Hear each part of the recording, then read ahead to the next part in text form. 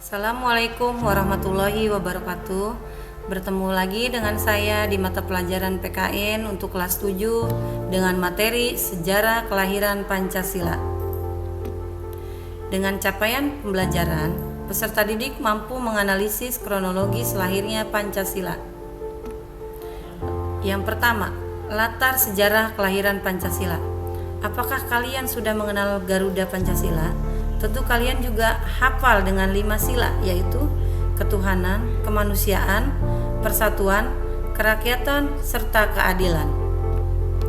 Masa sejarah awal. Masa sejarah awal adalah masa sebelum ditemukannya tulisan.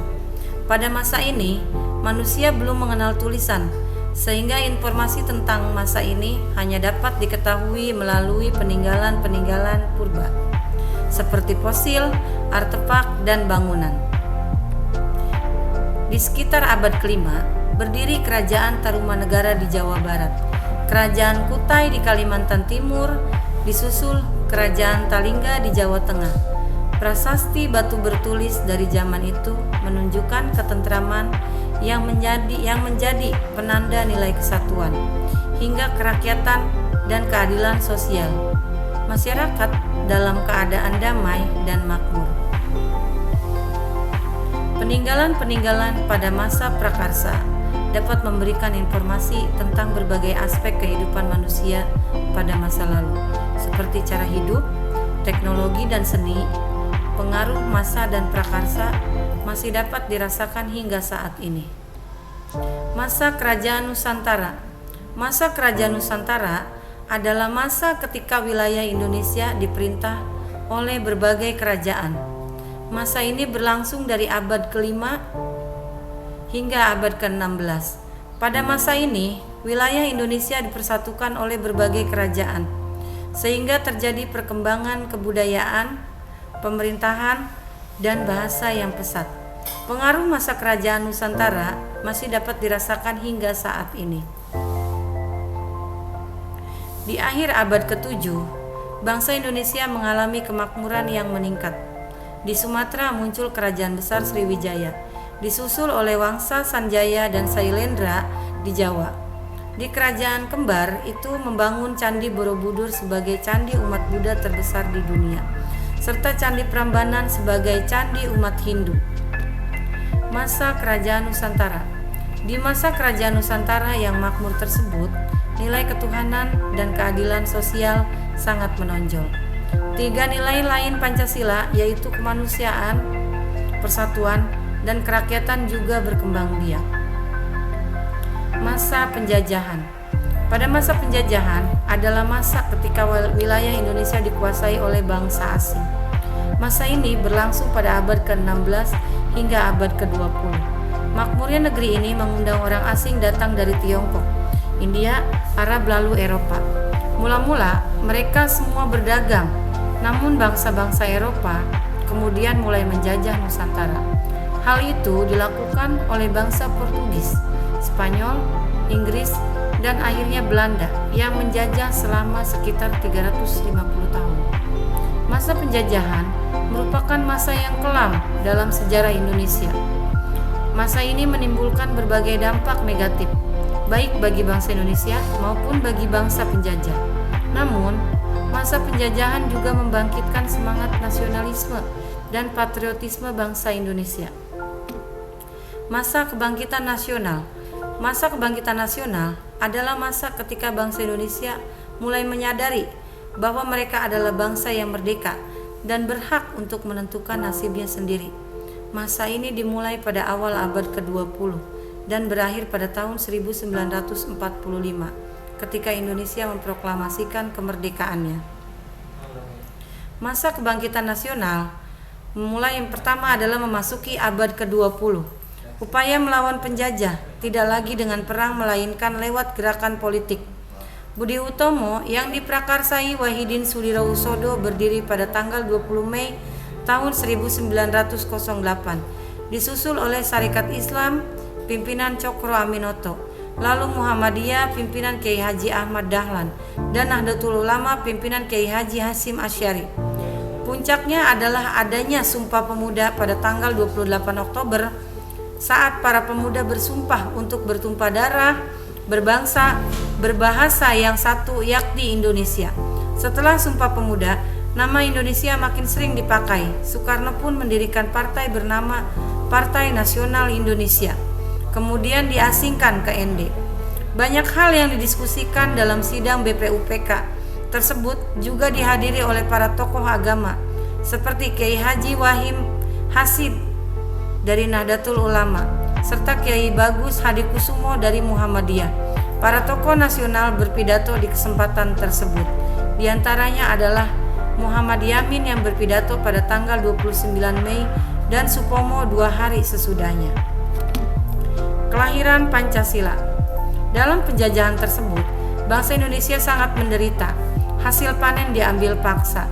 Para pemuda dijadikan romusa, pekerja yang terus disiksa.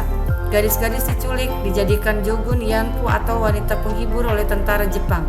Maka pasukan pembela tanah air atau PETA di bawah pimpinan Supriyadi pun memberontak terhadap Jepang. Jepang membentuk lembaga yang dinamai Badan Penyelidik Usaha Persiapan Kemerdekaan atau BPUPK. Tugas lembaga ini adalah membuat rencana atau menyiapkan segala hal yang diperlukan untuk menjadikan Indonesia merdeka. Beberapa waktu kemudian, BPUPK inilah lembaga yang menjadi tempat kelahiran Pancasila. Merancang dasar negara. BPUPK didirikan pada tanggal 29 April tahun 1945. Dipimpin oleh Rajiman Widyodiningrat, seorang dokter yang sempat sekolah di Belanda, Inggris, Prancis, dan Amerika Serikat. Jumlah anggotanya ada 69 orang, terdiri dari berbagai suku bangsa di Indonesia, wakil suku keturunan asing serta wakil Jepang. Pada tanggal 29 Mei 1945, BPUPK diresmikan. Kantornya di Gedung Chuo Sang-in yang sekarang menjadi Gedung Pancasila di Kementerian Luar Negeri di Jakarta. Dalam peresmian itu, bendera Indonesia merah putih dijadikan bendera Jepang secara bersama. Wakil Indonesia mengibarkan bendera Jepang, sedangkan wakil Jepang mengibarkan bendera merah putih. BPUPK pun mulai bersidang. Sidang pertama BPUPK ini berlangsung dari 29 Mei sampai 1 Juni 1945. Pada pembukaan sidang tersebut, Rajiman sebagai ketua bertanya pada peserta sidang, apakah dasar negara yang akan dipergunakan jika Indonesia merdeka? Hari lahirnya Pancasila. Pada tanggal 1 Juni 1945, semua peserta sidang BPUPK sepakat dengan nama Pancasila. Maka tanggal itu kemudian dijadikan hari lahir Pancasila. Mengenai butir-butir isi Pancasila, BPUPK memutuskan untuk dirumuskannya kembali. Perumusan Pancasila. BPUPK sudah sepakat bahwa Pancasila adalah nama dasar negara Indonesia yang akan didirikan. Sesuai namanya, isi Pancasila ada 5 hal yang masih akan dirumuskan kembali. 9 orang pun ditunjuk untuk merumuskan kata-kata yang menjadi isi Pancasila. Mereka adalah Soekarno, Muhammad Hatta, Muhammad Yamin, Ahmad Subarjo, A.A. Maramis, Abdul Kahar Muzakir, Agus Salim, Abi Kusno Cokro Suyoso, serta Abdul Wahid Hasim. Kesepakatan yang pertama, ketuhanan yang Maha Esa menjadi sila pertama. Perlu dasar keagamaan, ketuhanan yang sangat penting, perlu dasar kebangsaan agar diterima semua umat dari diskusi perumusan yang pertama. Kegiatan kesepakatan Piagam Jakarta. Musyawarah Panitia 9 pun dilanjutkan hingga malam pada tanggal 22 Juni 1945. Semua perlu menyepakati urutan dan rumusan 5 sila. Semula Soekarno mengusulkan sila kebangsaan, kemanusiaan, demokrasi, kesejahteraan, dan ketuhanan.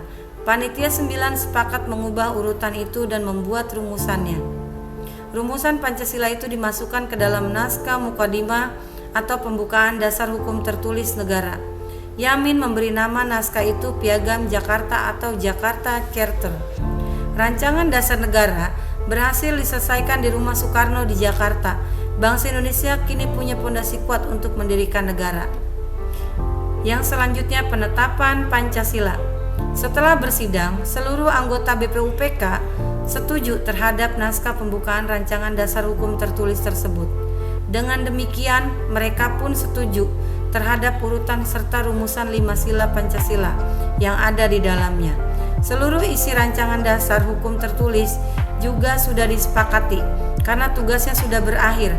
BPUPK pun dibubarkan. Tiba waktunya bagi para pemimpin bangsa untuk memikirkan bagaimana cara mendirikan negara. Pancasila dan Proklamasi Kemerdekaan. Mulai tanggal 17 Agustus 1945, Soekarno-Hatta atas nama seluruh rakyat Indonesia memproklamasikan kemerdekaan Indonesia. Dengan menyatakan merdeka, bangsa Indonesia mulai mendirikan negara yang dibangun di atas fondasi atau dasar Pancasila yang sudah dirumuskan. Meskipun demikian, rumusan Pancasila tersebut harus ditetapkan lebih dulu agar resmi menjadi dasar negara.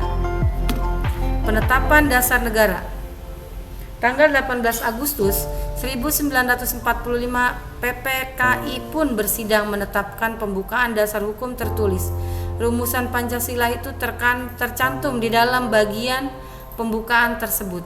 PPKI juga menetapkan Soekarno dan Hatta sebagai Presiden dan Wakil Presiden Republik Indonesia, serta membentuk Komite Nasional Indonesia atau Nasional Indonesia Pusat atau KNIP.